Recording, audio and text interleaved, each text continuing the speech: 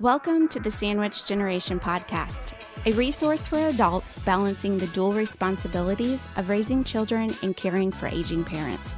Whether you're helping your parents downsize, explore real estate options, navigating caregiving, or looking for practical advice to help your family thrive, this is the place for you. Join us as we bring you expert insights, heartfelt stories, and actionable items to support you and your family within this unique generation.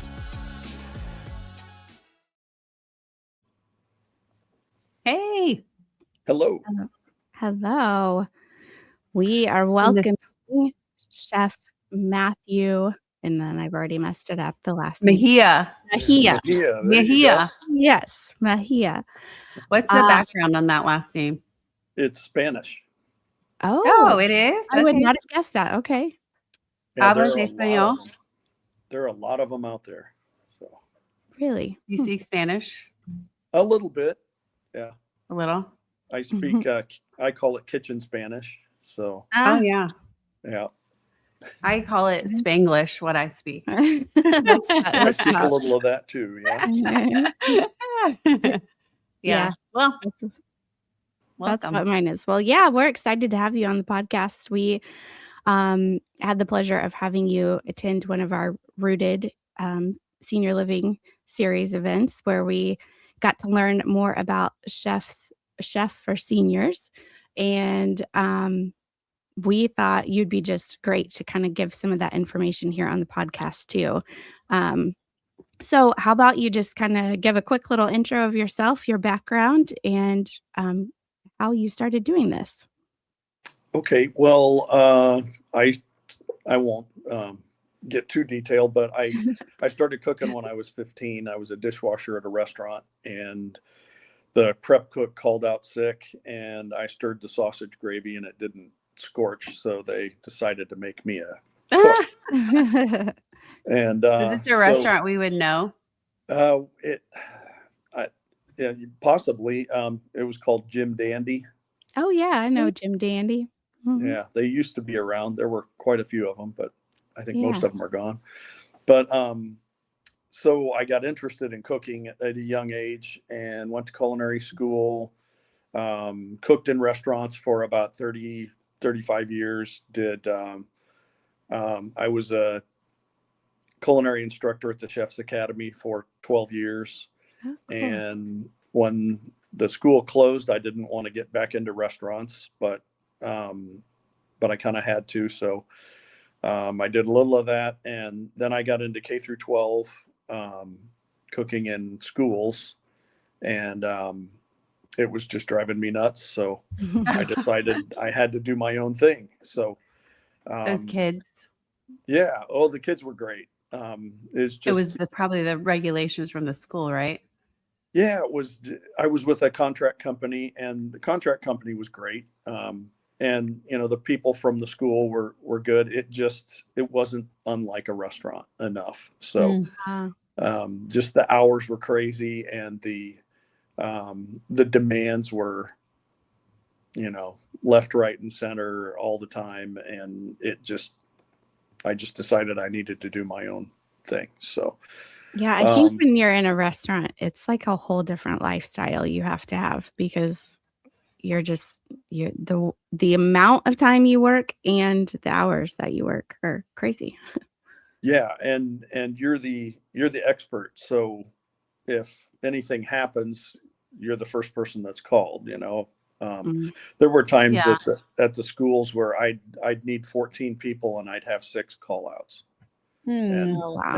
And it was nuts. And getting staff was terrible. Because and it was during COVID. So oh gosh. Oh, yeah. Add that in there too. Yeah. No pressure. No. So I started looking online, and I found Chefs for Seniors, and I thought I would love to do that. That would be all on me. Yeah. And I really wanted to help people, and I felt like this would be a good way to do it. So yeah.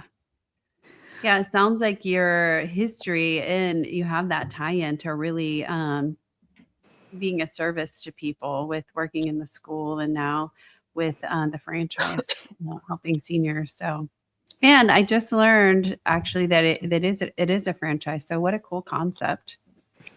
Yeah, it's a great concept, and it's actually something I had done before, but I didn't see it quite like they presented it to me. They don't recruit.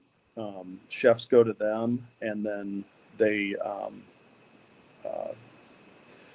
vet all the chefs. So all the franchise owners are approved by Chefs for Seniors. So you have to qualify. And it's, it's expensive, but I got into it, and I've been doing it for just over 3 years, and I have a ton of clients, and it's really starting to pick up. So that's great.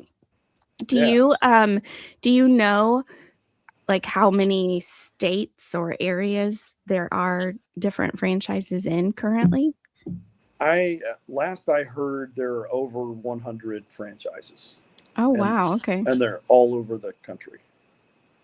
Oh, nice. Well, that's good. That will be nice for our podcast audience, because we have listeners we're watching, and they're kind of coming from all over. So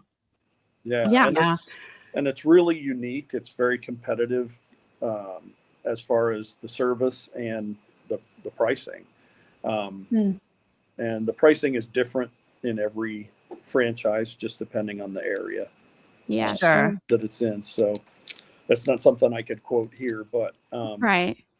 But the compared to what is available out there, mostly you just get frozen blocks. And the unique thing we do is actually cook in the home. So the food is customized and fresh and may not ever need to be frozen if they eat it fast enough. So if they eat it fast enough. Yeah. So was there ever, go ahead. No, I was just going to say, so tell us a little bit, like, who are your clients? Because I know from my experience that I worked in home care for a lot of years, and that was a main reason a lot of people were having a home care service come in. It was meal prep, grocery shopping, things like that either were a challenge for them to do, they no longer drove, or that adult child was just struggling to be able to do all of that as well. The sandwich generation, right? They're being pulled in lots of different ways. But in my experience working in home care, these are more medically trained people that are coming in and providing those services. They're not necessarily chefs or have any sort of cooking background. I mean, I remember at one point we had a client that was like, I just needed them to boil an egg, and the caregiver we had sent had no idea how to do that, how long to cook it, had just never done it. So I know food, healthy eating, making sure they're getting nutritious meals is super important. So tell us a little bit about, who are your clients? Like, who are you cooking for? So the target market is senior citizens because they need the most help. And one of our slogans is we help seniors age in place. So what we're doing is providing the service to get meals to them that they like. I can customize anything. I can do their favorite recipes. I can do, I have a guy that texts me pictures off Pinterest. Okay. Like what looks good? That's funny. First of all, that it's a man. Yeah. And who's on Pinterest, because Pinterest is historically female. The audience is female. Yeah. That's funny. Well, and he's 85. So they the technology, him. I know. We're moving into an age where more and more seniors are going to be technologically savvy like that. So yeah. And most of the ones I deal with, they really aren't, but some of them really surprise me. Same. they're better at texting than you would expect. Yeah. And, I agree. Yeah. And then some of them they have to have a phone call. So, yeah, it ranges. My clients range from, I even have, a young guy. I'd say he's probably in his mid 30s, and he's an athlete. So I make high protein meals for him. I have a couple busy moms, and they have, family of 4, and mom works all day and dad works all day, and they come home and their fridge is full of food and casserole dishes, and they can just pop it in the oven, and 20 minutes later they have dinner. So I love that idea for myself. Yeah, everybody does. And it's funny. So I've been doing this 3 years. Just a year ago, my wife asked me why we don't do meal prep for ourselves. And it's the carpenter with the house that's falling down, right? Yeah. I was like, whoops. Yeah, great idea. So we started doing it, and I can't believe the convenience. It's just amazing.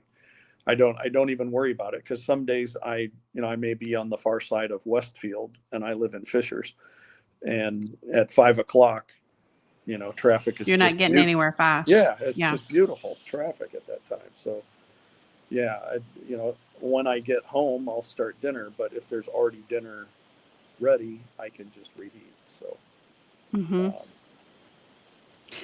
Probably make healthier choices that way too. That's my, that's my biggest issue, is not having a plan, because I can't seem to appease everyone in our house with one meal. And so oftentimes I'm just like, I don't know, and then, you make bad decisions sometimes on, the health of the food, because you just need quick and convenient. Whereas if you plan ahead, you can have quick and convenient, but it's also going to be healthy. So. Yeah. In terms of serving seniors, it sounds like you have even other clients who aren't necessarily seniors, but in terms of serving seniors, was there ever a moment where you, as a business owner, you had a moment where you were like, this is a mission or an aspirational business for me? You said you like helping people. Yes, definitely. I mean, my parents, my mom had Alzheimer's, and my dad had heart disease. So they passed in 2007 and 2009. So, for quite a while, even back then, I cooked for them, and I saw what the obstacles they had. So it's kind of been a thing in the back of my mind for a long time. So yeah, I look at restaurants like you're helping people spend their disposable cash. So, but that's not really help, is it? Right. When I was teaching culinary, I had students that, got out of high school and thought there's nothing I can do. And their parents made them go to college because they had to have a degree. And then they got in culinary school and realized, wow, I could make a profession out of this. And wow, this is exciting. And, that was me when I got out of high school. I didn't want to go to college. Sure. So I went to culinary school, and I got excited about it. And I was able to transfer that excitement and my experience to them. And I felt like, gosh, I've actually helped people. The school closed in 2017. I still have students reach out to me today, and that's really cool. Ask me questions or ask how I'm doing, or and it's exciting. I wanted to help them, and I really enjoyed that. So that's what kind of I saw with Chefs for Seniors is, hey, I could actually help people. So my clients are my friends. They're important to me. I look out for them. I pick out expired things out of their fridge or their pantry. That's great. Yeah, that in and of itself.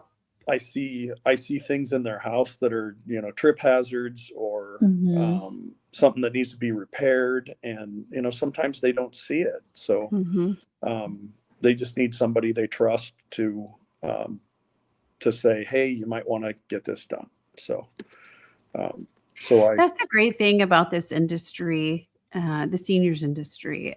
I think so many of us have some personal story that ties us to how we got into this, and also we're all just helpers and become really big advocates for seniors. So that's what kind of kept me and drew me further into helping seniors just move into safer living environments. So, yeah. What do you think happens physically and emotionally with seniors when they don't have access to good food? I think they get depressed, as anyone would. And when you have lack of nutrition, it affects your day-to-day life. It affects how you feel physically, and that eventually affects you mentally. I think some of them feel like they're just waiting to kick the bucket, and they don't want to spend their money, so they'll have something to give to their kids, or whatever. And I see a lot of the seniors I talk to, they're just really incredible people to talk to begin with. But like I have a lady who had open heart surgery. I want to say she's 83. And she, when I first started cooking for her, she would open the garage door and I could see her inside her house, kind of looking out, and I'd get the groceries out of the car because I do the grocery shopping. And sure. I get the groceries out of the car and I go in, talk to her a little bit, and then I go out and get my equipment. And because I bring a kit with pots and pans and knives and tools. Okay. And then I'd come in and do the cooking, but a year and a half later, she meets me in the driveway and helps me bring in the groceries because she's feeling better. She's smiling. She's brighter. She talks more. She talks my arm off. Yeah. So that's great. It must be really rewarding to be able to see those improvements. I was actually just talking about this the other day with someone, like some people just get to a certain age and it's almost like they're waiting to die, and that's no quality of life at all. No. And nutrition plays a big role in that. No, and they've done so much for their families all these years. They need to be looked out for. They need to be appreciated and thanked. Yeah, they've been the caretaker, and now they need to be taken care of. But that's right. Not in a, and I don't mean that in a disrespectful way. I mean it in a, like they've earned that. They deserve to have somebody, take little care for them. So.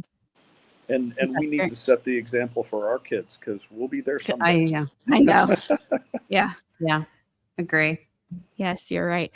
So do you, you said you do the grocery shopping. So do you kind of how does it work? So if someone contacts you and they're interested, do you meet with them and kind of find out what they like to eat, what they're looking for? Kind of walk us through your process of what happens. So yeah, I get an inquiry, usually in my email. It'll come from the website, chefsforseniors.com. And I will follow up by calling, texting, emailing, whatever to get a hold of them. And then we set up a meet and greet date. And they get to meet me. I get to meet them. I see their kitchen. I do a kind of a basic inventory of spices and condiments and staples. Make sure, if they always have ketchup, they always have eggs, they use almond milk instead of milk, so I find out little things like that and get the details on if they have any dietary or nutritional restrictions, and then dislikes or likes. So maybe they hate macaroni, but they like rotini. Could be that, or it could that be sounds like my kids now. Yeah, it could be a garlic thing. It could be like I have one guy that loves mushrooms. So every time I go there, I cook mushrooms for him and just leave them in the fridge. Oh, nice. So it's little things like that. I get those details together and I put them in their file. I have a digital app that's on my phone and my computer that I store all their detailed information. And I do have other chefs working for me. They can access that information. So if they go to a certain house, they can access the details and see that this person is on a low sodium diet, or they don't have they don't tolerate dairy or something like that. So so I get all those details. We set up a date. I do visits from 9 to noon and from 2 to 5. So I do 2 visits a day, and takes about 2.5 to 3 hours. And then I have time in between to get lunch and travel to the next visit. But I go to the store the day of, pick up the groceries and go straight to their house, just like they would if they were buying groceries. Yeah. And then I cook the meals that they've chosen. I give them 3 choices from the online menu, times 4 each. So they get 12 meals, or I can do 4 choices times 4, which is 16 meals. And so they make those choices. I make the meals. Usually I recommend they freeze some of them, depending on how long it's going to take them to go through them. Most of my clients are every other week. I do have a lot that are every week. Some are once a month. Some are just for fun. So the frequency is up to their needs. That's another thing that makes me very competitive. Other meal services are, weekly or every other week, and they charge you before you get your frozen blocks. Yeah. I'm not dropping frozen blocks off. I'm making fresh food in their kitchen. So if I could tell you how many times I went into someone's home in the 8 years I worked in home care and saw the frozen blocks just stacked up, they're never going to eat them. They don't eat them. They don't like them. They don't taste good. They don't want to reheat something that's, and they would just be stacked. I mean, it happened all the time in their refrigerators. I'm like, this is so, 1, it's a waste of their money. Yeah. And 2, it's benefiting no one but the company that you're buying this stuff from, because they're just being thrown away. So I think this is just such a smarter way to go about making sure you're getting proper nutrition. Thank you. Yeah, they they get to choose the food. They can taste it while I'm making it. I usually I give so them you probably samples. It's like conversational in the kitchen. Do some of them sit in there while you're cooking? And yes. Yeah. Like, that tastes good, but maybe add a little more garlic or add a little more salt or whatever. Like, you can kind of cook to what they like as you're doing it. Yes. Yeah. Yeah, and that's awesome.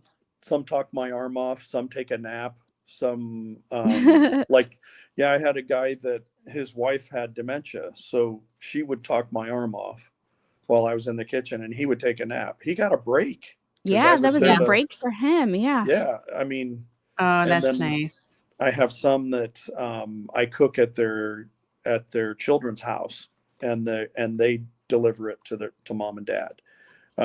So just whatever works. I'm very flexible. I have my territory is Carmel, Fishers, Noblesville, Westfield, but I do branch out. I get into Zionsville, McCordsville, north part of Indianapolis. Where else? I've been to Cicero. Okay. So yeah.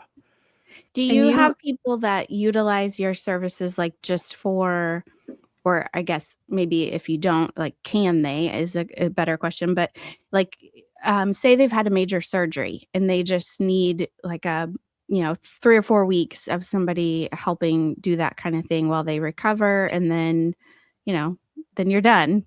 Does that happen very often? Yeah, that happens. Okay. Yep. I had a lady that, she was leaving Europe and she tripped on the plane and broke her wrist. And Oh, she was very food savvy and, not even a senior citizen, and, which is fine. But, she couldn't use her arm. yeah. So I cooked for her for maybe, she said it would be 2 weeks. It ended up being like 7 or 8. And she said, you got me addicted. You got me. I can see where that happens too. Yeah. You start it thinking it's going to be like this short-term thing, and then it's like, this is kind of convenient and nice. Yeah. And tasty. I've been playing with the settings over here, as you probably saw, because it's bothering me that your name is not displayed here for people. If they go to that website that's on the banner, chefsforseniors.com, it's typically displayed here, and I don't know why it's not, but I can see it on my end. You can? The website? On the screen? Yeah. Yeah, the website's there, but not his name. all of our names are on the corner. Oh, and yeah. I don't know why it's not showing that. So Chef Matthew, if they go to chefsforseniors.com, they put in their location and then you would come up, right? Yes. It says set your location, I see here, and they put in a zip code. Yes. And they have to fill out a form. The form goes to me. So it's not, they don't have to worry about getting 20 phone calls from all over the country. The form goes to me, and I'll reach out. And if they don't respond, I leave them alone. So I'm not a high pressure salesman. I'm too busy for that. Well, yeah, you said you have a couple of chefs that work with you. Yes. Is that right? Yes. And they're all, they're background checked. They're sanitation certified. They are actual chefs. They have done time in restaurants and hotels, and they know what they're doing. So yeah, great. they're fantastic. Yeah, that's great. I'm trying to think of what other questions I have. Go ahead, Lisa. Well, I was just going to say, in terms of aging in place, Sara and I, obviously we have a brokerage that specializes in helping seniors move into low or no maintenance living, but we are advocates of seniors aging in wherever they feel most comfortable, as long as it's, safe. Right. And so your services help, because I think there's an AARP statistic that says the majority of seniors do want to age in place. And part of the problem they have is lack of nutrition. Maybe they don't drive, or the spouse that did all the cooking passes away. Yeah. I could see that being, a major reason to have someone like yourself come in. Yeah. So in terms of aging in place, you're actually helping them stay where they really want to be longer, which is great, because they're getting, like you said, that nutrition. And I love it that you mentioned, if you see something in their house or, a trip hazard, you're aware of that. And you're, I assume, either removing it or talking to your clients about that. Yeah. And one of the things I bring to them also is I do a lot of networking. So I bring to them people that I trust. Yeah. And I tell them there's nothing in it for me except that I trust this guy. He puts in handles and, puts rails on stairways, and he can put a lift for you to get out of bed easier, things like that. Or another guy that does tech, or another guy that helps people find locations that would suit their loved ones or for themselves, to go into a facility that is to their liking. So, I know a lot of people, and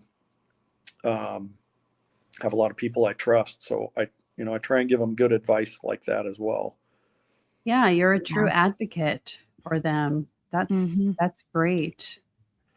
Yeah, we need more people that are willing to do that, and that's what our goal is too. We realize that we're not going to be able to help or be the right fit for every person, but we likely know someone that is, and trust different people and can give them a good recommendation. So, and I think that's actually how I got your info, Chef Matthew, was one was Dave Holder, who has been on the podcast and helps people find. I saw that you guys were connected, and then it was actually in the Fisher's Moms Facebook group. Oh my gosh. Yep. Someone, so you don't even know you're being talked about on the internet, and you're not, I'm sure you're not in the Fisher's Moms group, but yeah, it was someone asking. They had a senior parent who was struggling to get, just meal prep and that kind of thing. And somebody said, anyone have any recommendations of how I can get meals delivered? And I think there was 2 different people that suggested you. And so I was like, who's this guy? And so that's how I kind of found you. And I was like, this would be so great I was thinking selfishly, like as a daughter. For me. Well, for myself, but also just like as a daughter, I have actually a couple of my neighbors, we've had that conversation where they're like, they have kids, they're still working full time, and they have parents that are aging, and they were trying to do that weekly meal prep and take things and deliver it to them. Like one of my neighbors, she and her sister were like alternating weeks, right? Like, and she was just, I mean, ultimately kind of venting and being like, oh, it's just like another thing on my list. And, it's never at the right time, or they call and they need something. And it's like, I'm going to the grocery tomorrow. Can you wait till tomorrow or whatever, and so I was like, I feel like there's a lot of daughter-in-laws that would be like, okay, this could take something off my plate, but I also still know that they're getting healthy food that they like. I mean, no one wants to sit down and have to eat things that we don't really like or want every day. And that's what those frozen block meals often are. So no one wants that. That doesn't sound appealing. And I hear these stories all the time. And, I get calls, and it'll be the daughter, and she'll be like, well, my parents are aging. And I'm like, yeah, okay. I hear this. This is what I do. So, yeah. And another thing, like we were talking about earlier, I have a client that used to live in one of the Del Webb communities, and now they've moved into a nursing home, but they have a kitchen. So I'm still cooking for them, even though they moved. They've had that transition, their first real transition out of a home, and it doesn't have to be in a house. So, and then I have ones that I cook for, like in the daughter's house, and they take them to the facility or community that their parents live in. So, I can reach them. Ways. Yeah. So I know you can't give a price. I'm sure there's so many there's so many variables that come into play, but if you could give a range, people might be thinking, oh, this is too expensive. This is cost prohibitive. Okay. So basically what I tell people is they're paying for a service. I don't sell meals, I sell a service. So the service includes the meal planning, which is ongoing. We're always talking meals. Yeah. And then it includes me going to the grocery, coming to your house, doing the cooking. I package and label all of the meals and then put them in the fridge or freezer. I clean up the kitchen, take out the trash. So all of that is included in the service.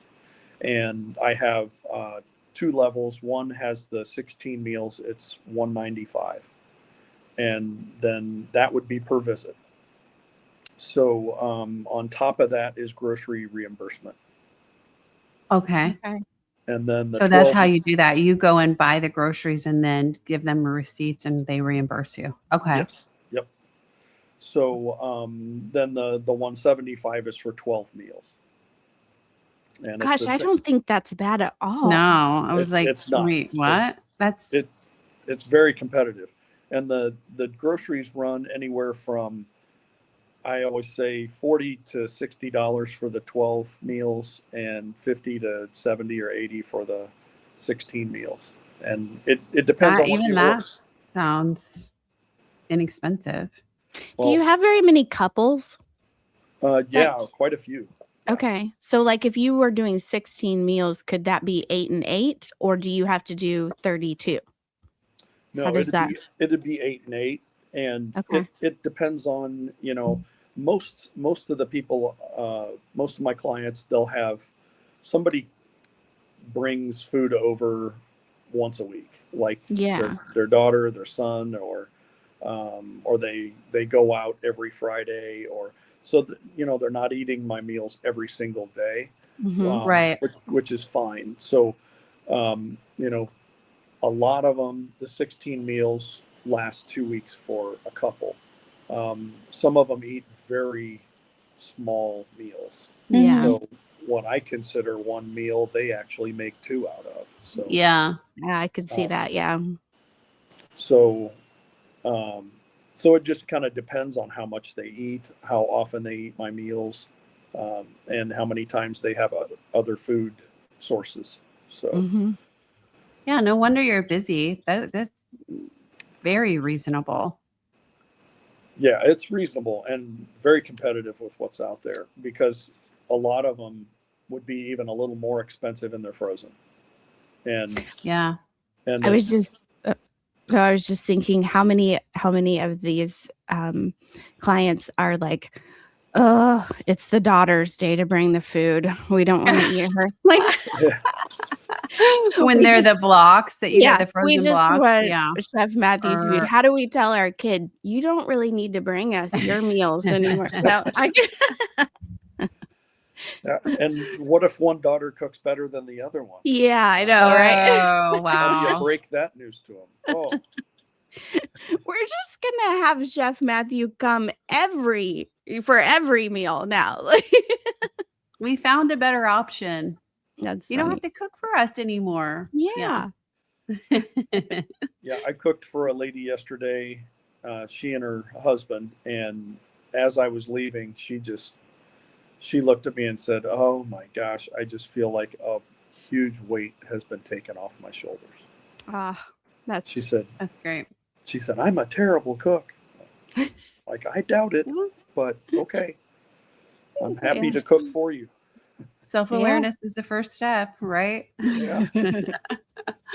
If every family, this is going to be like a kind of a winding down, if every family took one action based on this episode or after this episode, what would it be relevant again to this topic that we're talking about today? I would say the first step would be investigate the food that mom and dad are eating, or take a look in their fridge, like the commercial on TV where the aunties are fishing through the fridge, expired. Take a look in their fridge. Yeah. And think about what they're eating, the nutritional value, the variety, and sodium.